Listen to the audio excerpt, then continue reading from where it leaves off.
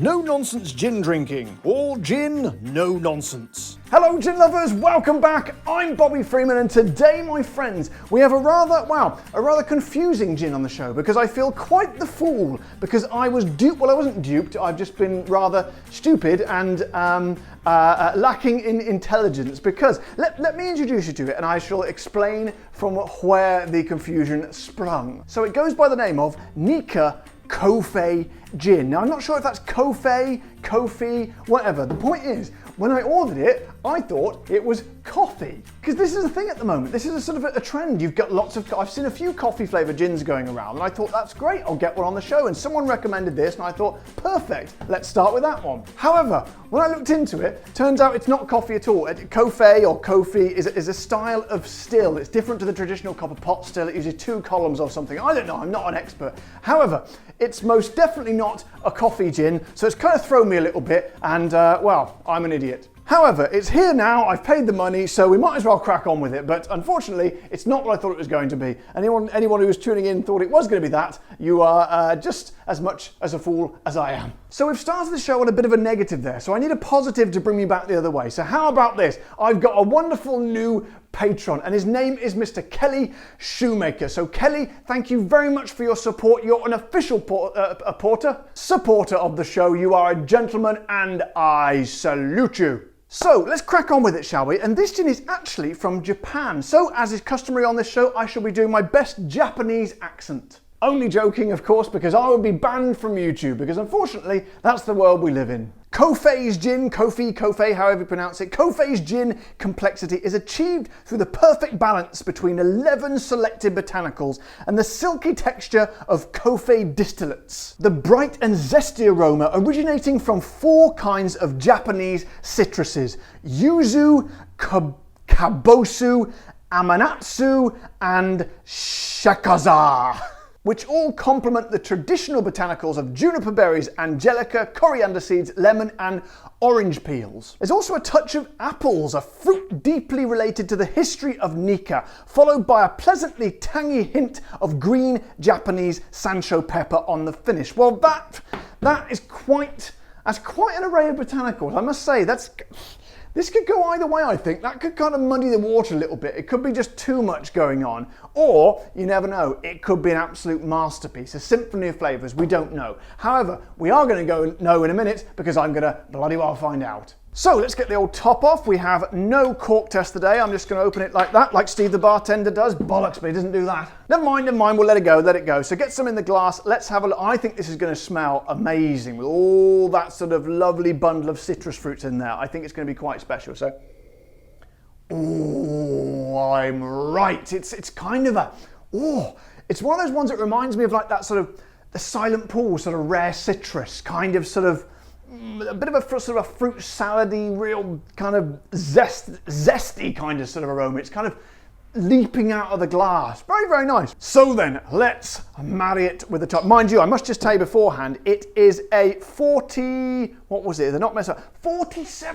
ABV. Now that puts it in kind of the realm of number 3 over there, which as we know was my top gin of last year. Now that was 46%. So this is a little bit more, and I always think it kind of turbocharges it a little bit. It gives it a nice little tickle up the backside, for want of a slightly more delicate metaphor, but I think you know what I mean. So let's get the old tonic in there, shall we? Make a nice gin und tonic, as they say in Germany. I don't know why I say that, but sometimes I just like to throw a little German word in there. Anyway, here we go, my friends. So Nikka Coffey, I think it's Coffey, I'm not really sure.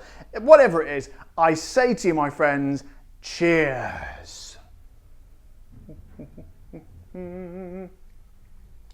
Good Lord above.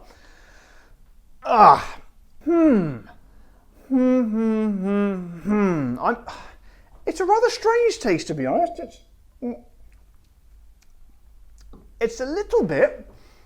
It's kind of like. Have you ever got like soap in your mouth? Like, I don't know, if someone's been washing glasses with the sort of the washing up liquid and they've left a little bit in there, or it's on the edge or something, or you've got it on your fingers and you've touched your mouth with it. I don't know, for whatever reason you might have. I think everyone knows what I'm talking about. It's not dissimilar to that. It's kind of a soapy a sort of a detergent-y sort of flavour to it. A bit kind of, almost kind of rubbery, which obviously is not a particularly pleasant taste, unless you're into that sort of thing. I don't know, I don't judge. If you are, then you'll probably like it, but I'm not, so I don't. Let me kind of break it down a little bit more. Let's have another go. Hang on a second, here you go. Get some air in there as well. It's kind of, for a gin with so many botanicals, it's kind of a little bit two-dimensional. You're not getting kind of the journey, which we do on some of these wonderful gins. You get a little bit on the start and then a bit of a goes up like that and then a bit of an aftertaste as well.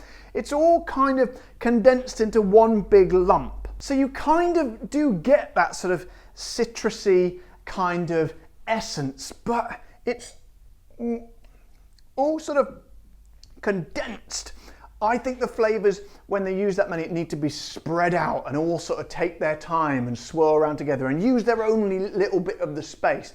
These guys are all just packed together. You know, it's like sort of a big cluster of people on a dance floor, just tightly packed together, and there's no room to dance. You can't strut your stuff if you've got someone right next to you like that. And it just becomes a kind of a static object. I'm not really sort of getting a sense of all these different aspects, which is a real shame really, because it sounded quite exciting. I think it's, as I said, it could either be a muddle or it could be a symphony. Unfortunately, I think it's more of a muddle, which is kind of a shame because, you know, these Japanese gins, what did we have before? Obviously the Roku, which is very, very good. What was that other one? Oh God, it had a real Japanese sounding name. I can't remember what it was, a rice gin, I think it was. I don't know, it had a black bottle in it. Go and look at my old videos. So I had quite high hopes for it, to be honest.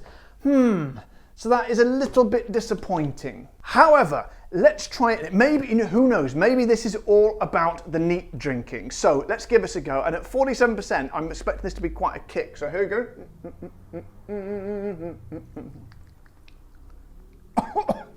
Yep, it's got the kick. Now that is interesting. I'll just wipe the bit from my, that's dribbling down my bristly chin there. Well, that's interesting. It's very, very different. It's almost kind of a buttery, sort of a warm buttery quality to it, which I was not expecting. Just lick a bit more. Yeah, kind of an oiliness to it, which is, God knows where that comes from. However, all that sort of fruitiness and zestiness doesn't really seem to come through as much. Obviously you got a big kick of the ABV in there, but not as big as perhaps I thought it might be. Again, a very, very different beast, hugely contrasting when you put the tonic in. But again, would I want to be drinking it? Probably not. However, my friends, what is it going to cost you for this rather, strange and questionable and I don't know, sort of maybe opinion dividing gin? Well, I shall tell you, it's not cheap, gin lovers. It's not cheap at all. This little chap costs me 40 of my English pounds.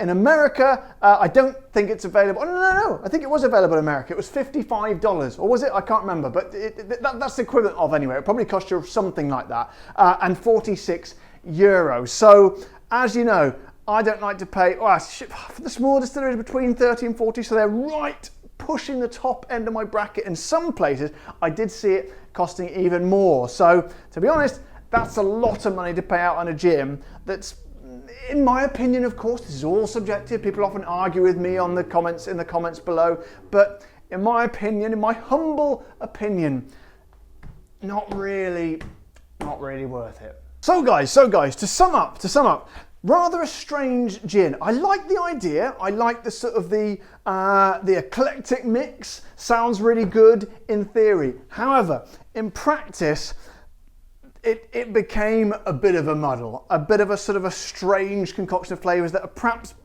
sort of clashing against each other, especially perhaps with the addition of the apple. That's quite an unusual flavour for gin.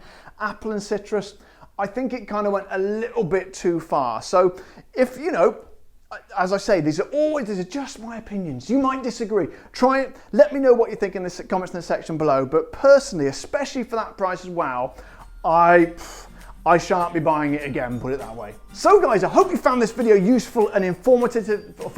If you have, as always, don't forget to subscribe to my channel if you haven't already. Press the little like button on the old video, and of course the bell icon so you get notified when my new videos come out. And if you want to support the show like good old Kelly Shoemaker did, then please head over to my Patreon page and indeed the button below this video to become a YouTube member. But until next time guys, take care, stay safe, thank you to all my patrons and members, and keep drinking the gin.